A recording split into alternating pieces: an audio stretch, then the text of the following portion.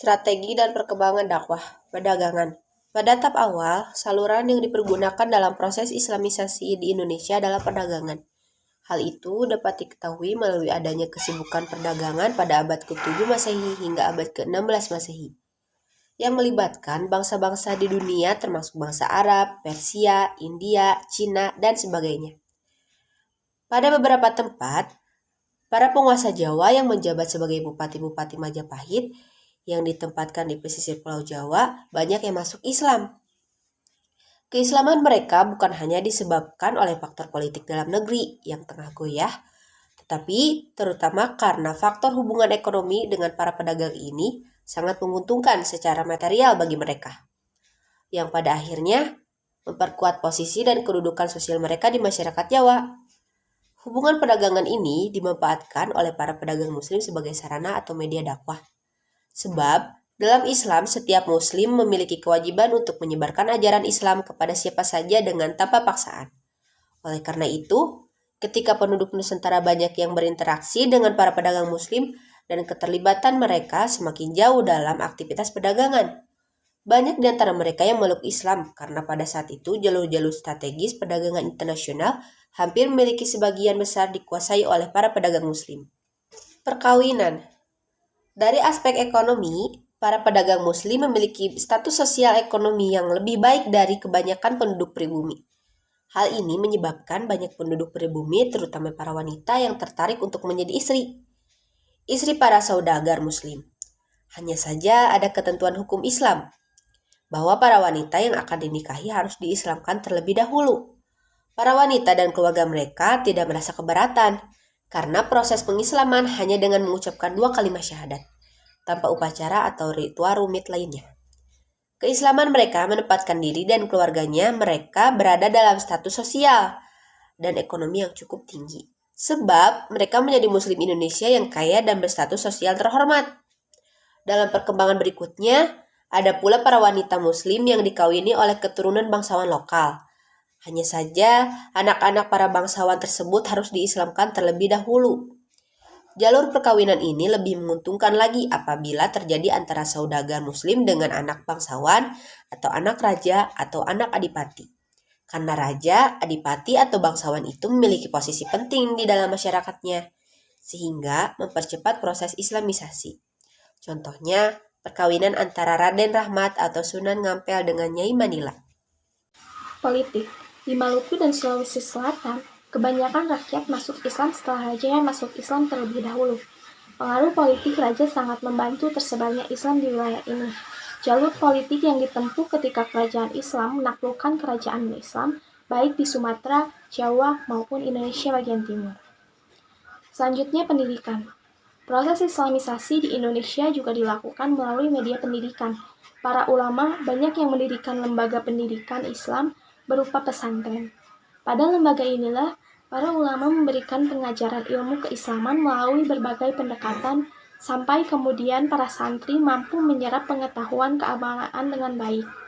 Pesantren-pesantren dan para ulamanya telah memainkan peran yang cukup penting di dalam proses pencerdasan kehidupan masyarakat, sehingga banyak masyarakat yang kemudian tertarik memeluk Islam. Di antara lembaga pendidikan pesantren yang tumbuh pada masa awal Islam di Jawa adalah pesantren yang didirikan oleh Raden Rahmat di Ampel Denta. Kemudian pesantren Giri yang didirikan oleh Sunan Giri. Popularitasnya melalui atas Pulau Jawa sehingga ke Maluku. Masyarakat yang mendiami Pulau Maluku, terutama itu, banyak yang berdatangan ke pesantren Sunan Giri untuk belajar ilmu agama Islam. Bahkan, Sunan Giri dan para ulama lainnya pernah diundang ke Maluku untuk memberikan pelajaran agama Islam. Banyak di antara mereka yang menjadi khatib, muazin, hakim atau kadil dalam masyarakat Maluku dengan memperoleh imbalan cincin. Dengan cara-cara seperti ini, maka agama Islam terus tersebar luas ke seluruh penjuru Nusantara, hingga akhirnya banyak penduduk Indonesia yang menjadi muslim. Assalamualaikum warahmatullahi wabarakatuh. Kembali lagi dengan Yayan Hendriansah, ingin menjelaskan tentang tasawuf dan kesenian. Yang ke-1 adalah tasawuf. tasawuf. Jalur lain yang juga tidak kalah pentingnya dalam proses islamisasi di Indonesia adalah tasawuf. Salah satu sifat khas dari ajaran ini adalah akomodasi terhadap budaya lokal, hingga menyebabkan banyak masyarakat Indonesia yang tertarik menerima ajaran tersebut. Pada umumnya, para pengajar tasawuf atau pasasufi adalah guru pengembara. Dengan sukarela mereka menghayati kemiskinan, juga seringkali berhubungan dengan perdagangan. Mereka yang mengajarkan teosofi yang telah bercampur dengan ajaran yang sudah dikenal luas masyarakat Indonesia. Di antara mereka ada juga yang menikahi gadis-gadis para bangsawan setempat. Dengan tasawuf, bentuk Islam yang diajarkan kepada para penduduk pribumi mempunyai persamaan dengan alam pikiran mereka yang sebelumnya memeluk agama Hindu, sehingga ajaran Islam dengan mudah diterima mereka. Yang kedua, kesenian. Saluran islamisasi melalui kesenian yang paling terkenal adalah melalui pertunjukan wayang. Seperti diketahui bahwa Sunan Kalijaga adalah tokoh yang paling mahir dalam mementaskan wayang. Dia tidak pernah minta upah materi dalam setiap pertunjukan yang dilakukannya. Sunan Kalijaga hanya meminta kepada para penonton untuk menghayatinya, mengikutinya mengucapkan 2 kalimat syahadat. Selain wayang, media yang dipergunakan dalam penyebaran Islam di Indonesia adalah seni bangunan, seni pahat atau seni ukir, seni tarik, seni musik, dan seni sastra.